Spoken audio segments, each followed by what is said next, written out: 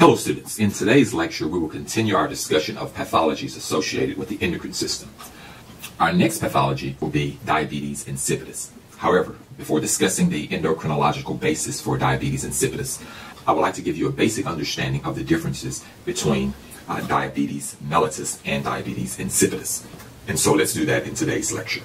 First, let's go back and look at insulin signaling. Shown here is the signaling involved in insulin-dependent diabetes mellitus and non-insulin dependent diabetes mellitus. And so this signaling here is involved in both of the mellitus diseases. However, for diabetes insipidus, insulin signaling is not involved in any way. The disease has to do with blood volume. So diabetes insipidus has to do with the amount of blood in the patient. And we're going to explore that in this lecture. So let's begin. The average human has about 5 liters of blood in his or her body. And we're going to represent that here in a simple way, hopefully.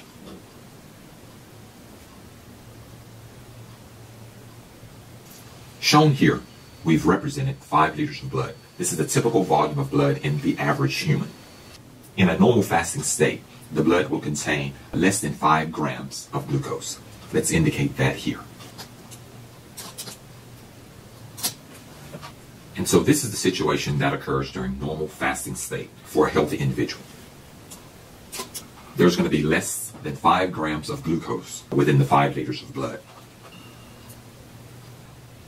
I'm not going to do the conversion, but this concentration comes to less than 100 milligrams of glucose per deciliter of blood.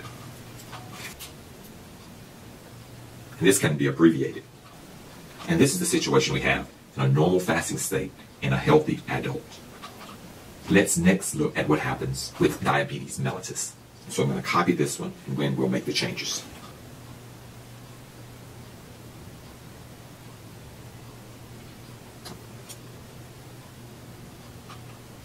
Now we're going to describe what happens with diabetes mellitus. This can be insulin-dependent diabetes mellitus or non-insulin-dependent diabetes mellitus.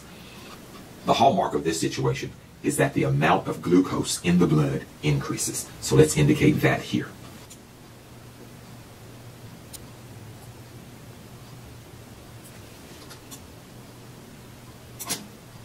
When the level of glucose rises above a certain threshold, then we're going to either have insulin-dependent diabetes mellitus or non-insulin-dependent diabetes mellitus.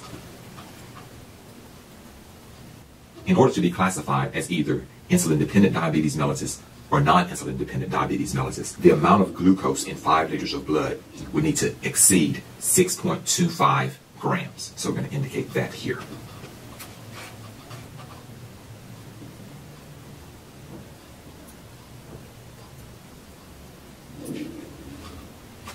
And so we would have more than 6.25 grams of glucose in the 5 liters of blood.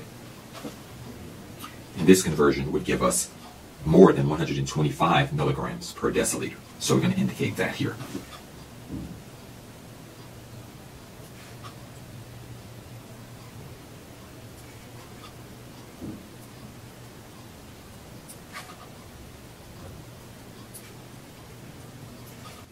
And now since we've exceeded this threshold, this condition is now either insulin-dependent diabetes mellitus or non-insulin-dependent diabetes mellitus. The take-home message here is that the amount of glucose in the blood increases with diabetes mellitus. Now let's compare that to diabetes insipidus.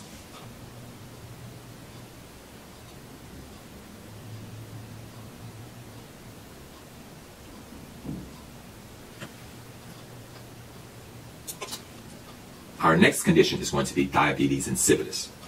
The primary difference between diabetes mellitus and diabetes insipidus is that the amount of glucose in diabetes insipidus in the blood does not increase. In the normal fasting state, in 5 liters of blood, you have 5 grams of glucose. In diabetes insipidus, you still have 5 grams of glucose in the blood. However, the difference is that the volume of blood in diabetes insipidus decreases. So let's indicate that here. That is very important. That is the hallmark of diabetes insipidus. The amount of glucose remains the same. It's the blood volume that decreases. If we have the same amount of glucose and the blood volume decreases, now we're going to have a higher concentration of glucose. not because more glucose is in the blood, but because there's less blood volume.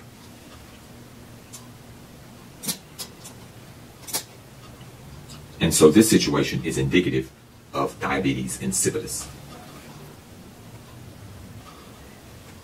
In diabetes insipidus, we still have 5 grams of glucose, but not in 5 liters of blood, but in less than 5. Let's say 4. In our example, we have 4. So let's indicate that here.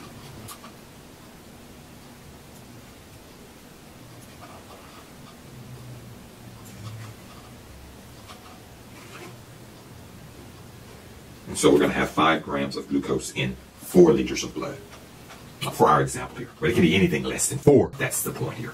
And so that increases the glucose concentration. And if we did the calculation here,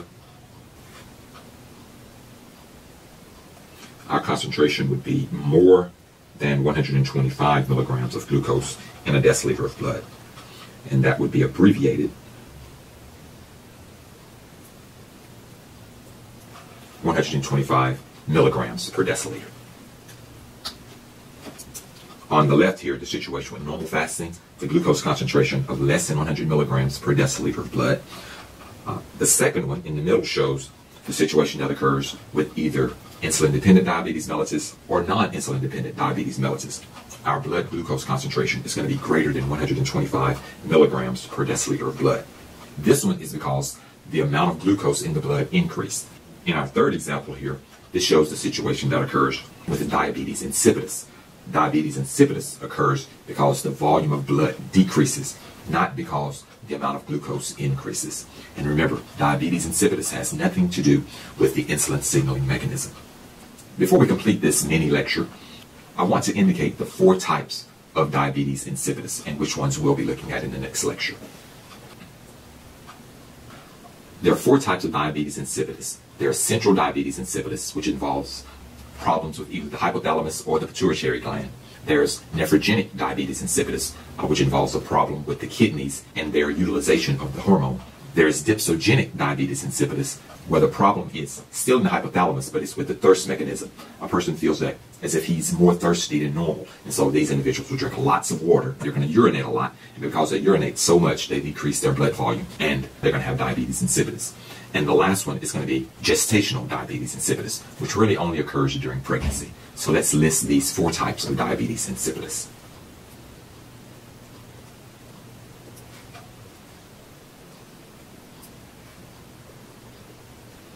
Okay, so here are our 4 types of diabetes insipidus.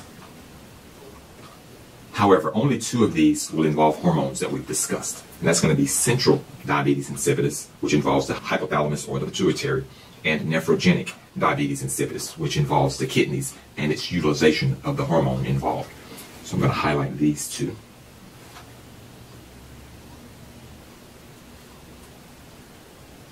Well, these are the 2 that we'll be discussing in our next lecture. One last point I want to make about diabetes in general. So in the first example here, if your blood glucose level during a fasting state is below 100 milligrams per deciliter, you're normal. If your blood glucose level during a fasting state is above 125 milligrams per deciliter, you have diabetes. However, if it's between 100 and 125, you have what's known as prediabetes, and you are very predisposed to getting full-blown diabetes. And so we're going to indicate that here. So prediabetes is a condition where your glucose level is above 100 milligrams per deciliter, but less than 125 milligrams per deciliter. There's one final point I want to make about diabetes mellitus and diabetes insipidus, and that is the etymology of these words, the word mellitus and the word insipidus. This may gross some of you out once you find out what they mean, but I think it will help you in your understanding. Let's start with diabetes mellitus, or the word mellitus. The word mellitus is derived from the Latin word Mell.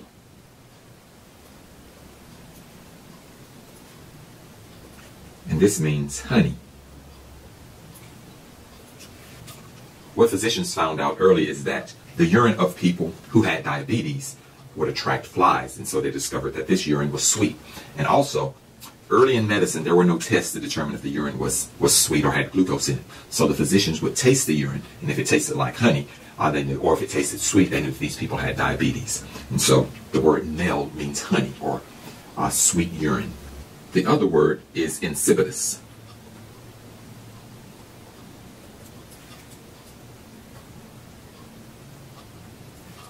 And the word insipidus means tasteless.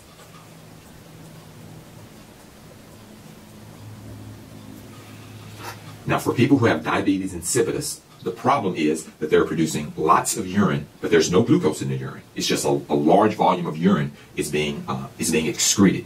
And when they lose all of this urine, or when they lose all of this water, they lower their blood volume. And so the urine of these people is going to be tasteless. And so when physicians tasted their urine, they found out that it was tasteless, but they still had diabetes. And so they called it diabetes insipidus. They have a high blood glucose concentration, but there was no glucose in the urine. And so this is called diabetes insipidus. And insipidus means tasteless.